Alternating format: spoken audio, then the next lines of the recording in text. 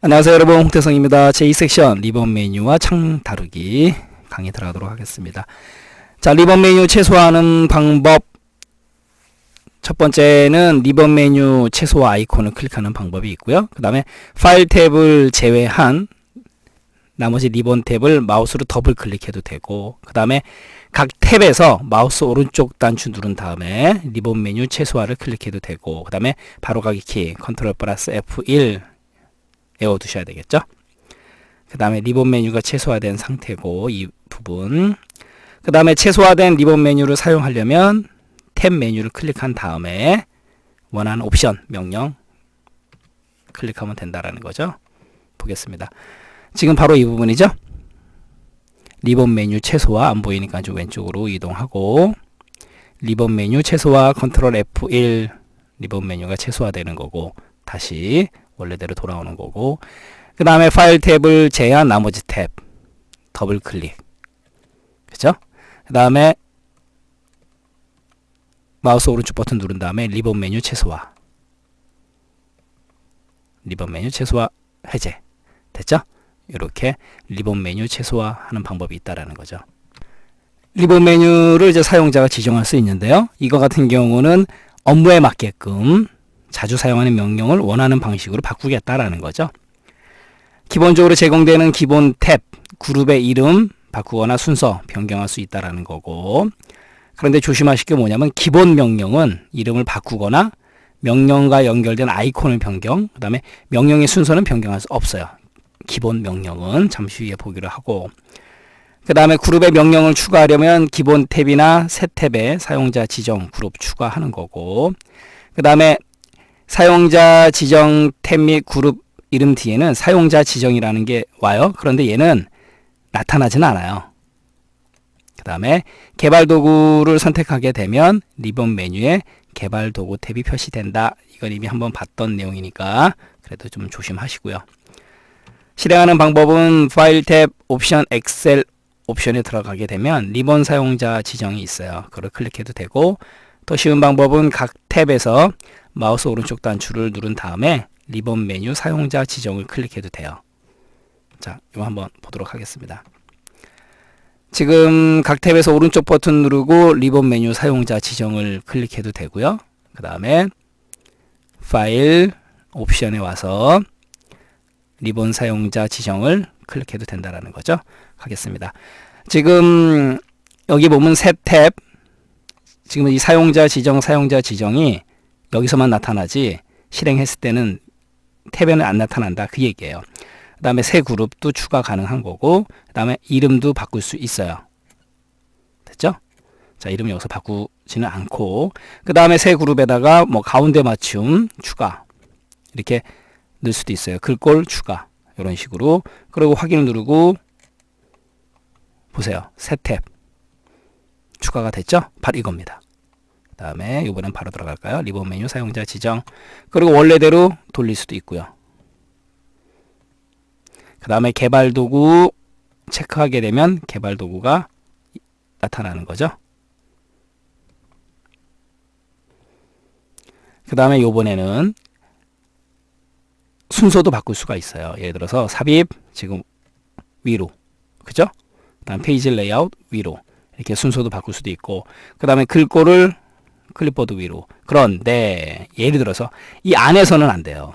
기본 명령, 그죠? 이름도 못 바꾸고 순서도 못 바꿉니다. 이건 조심하셔야 돼요. 됐죠? 방금 전에 말씀드린 대로. 그 다음에 원래대로 돌릴 수 있으니까 걱정 안 하셔도 되고, 그 다음에 가져오기, 내보내기도 가능하다라는 거죠. 이게 바로 리본 메뉴 사용자가 지정하는 방법이다라는 거. 어렵지 않죠? 이번에는 빠른 실행 도구 모음 편집하기 가겠습니다. 마찬가지로 엑셀 옵션에서 실행하면 되고요. 얘도 직접 한번 보도록 하겠습니다.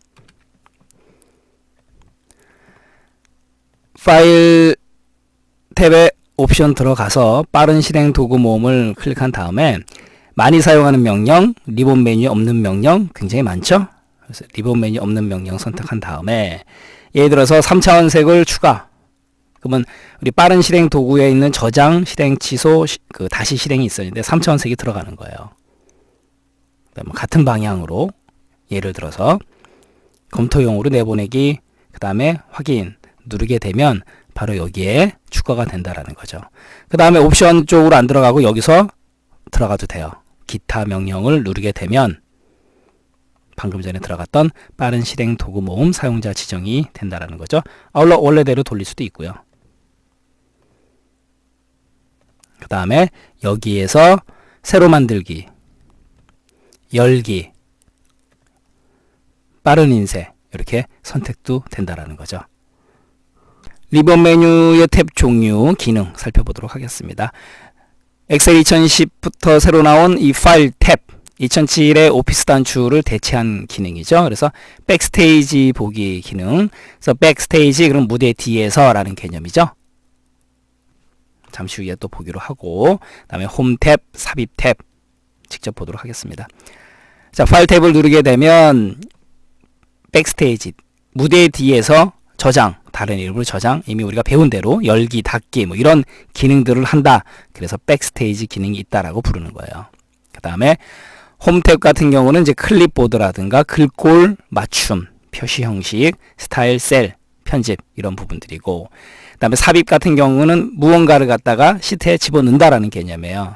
그래서 피벗 테이블, 차트, 표, 그 다음에 그림, 클립 아트, 도형, 스마트 아트, 스크린샷, 그 다음에 우리가 차트 아직 배우지는 않았지만 차트도 삽입을 한다라는 거죠. 시트에.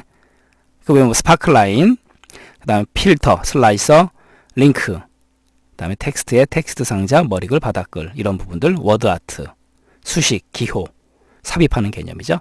그 다음 페이지 레이아웃, 페이지에 관련된 부분들, 그래서 페이지 설정, 크기 조정, 그 다음에 시트 옵션에서 뭐 보기, 인쇄 이런 부분들, 눈금선, 그 다음에 제목 보기 인쇄, 그 다음에 정렬 개념, 그 다음에 수식 같은 경우는 이제 함수죠.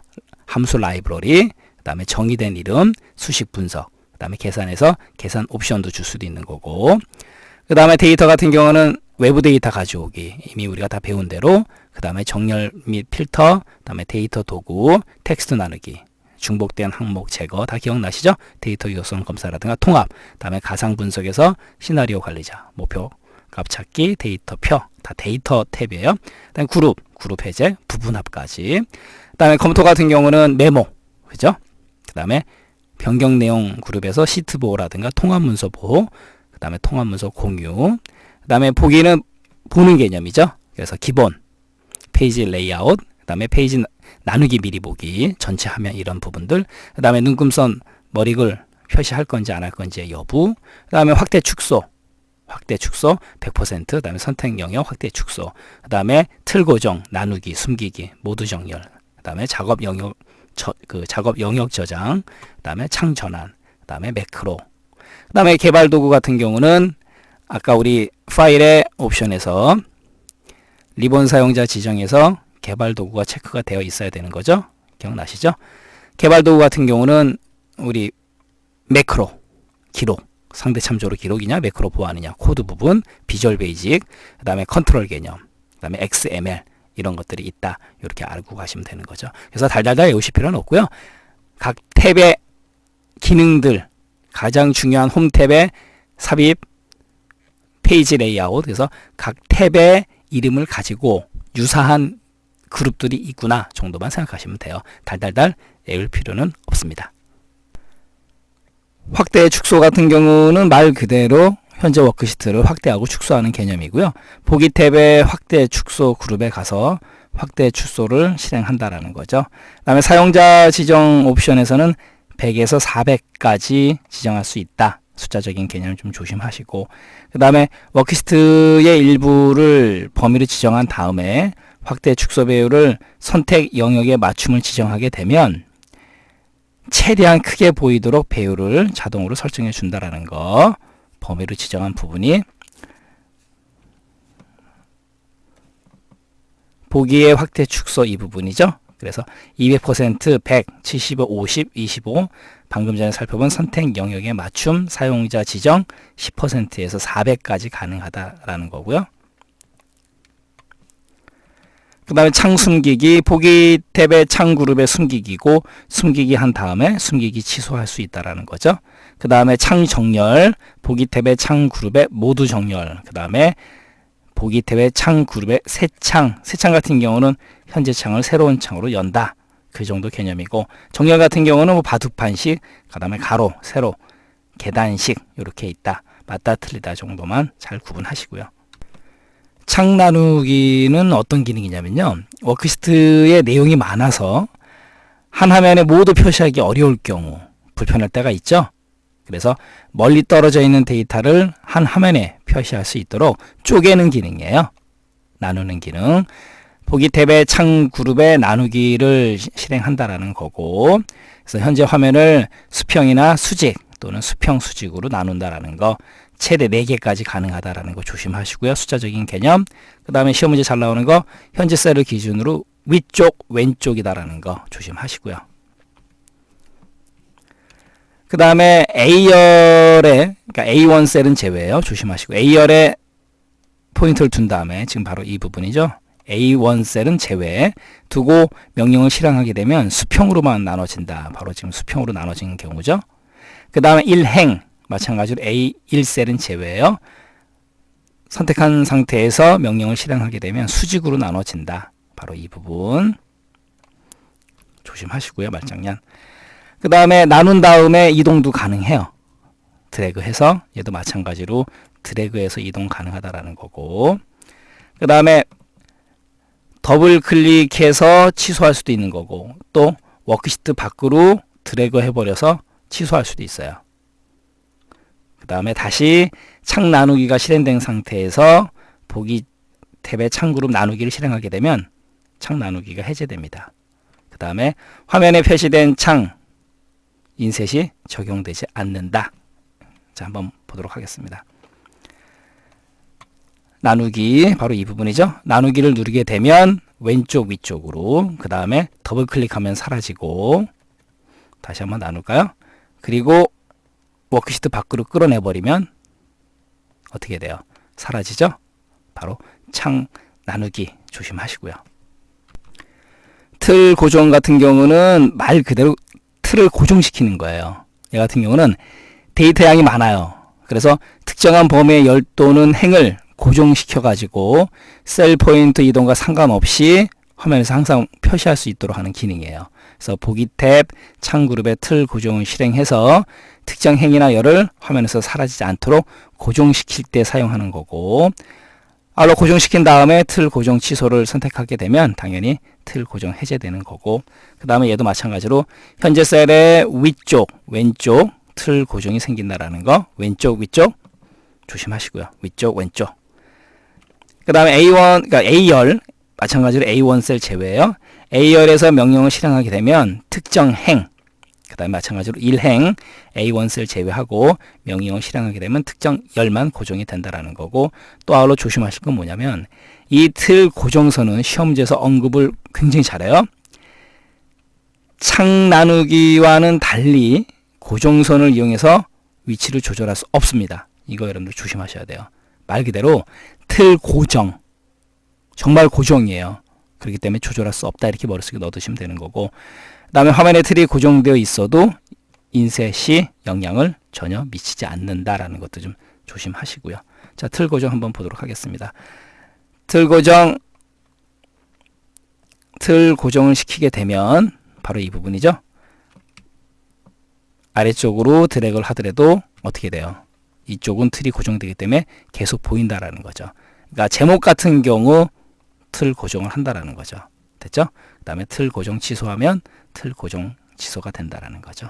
자, 이렇게 해서 우리 또 제2섹션 틀 고정까지 정리해 드렸고요. 다음 시간 차트 시간에 뵙도록 하겠습니다. 감사합니다.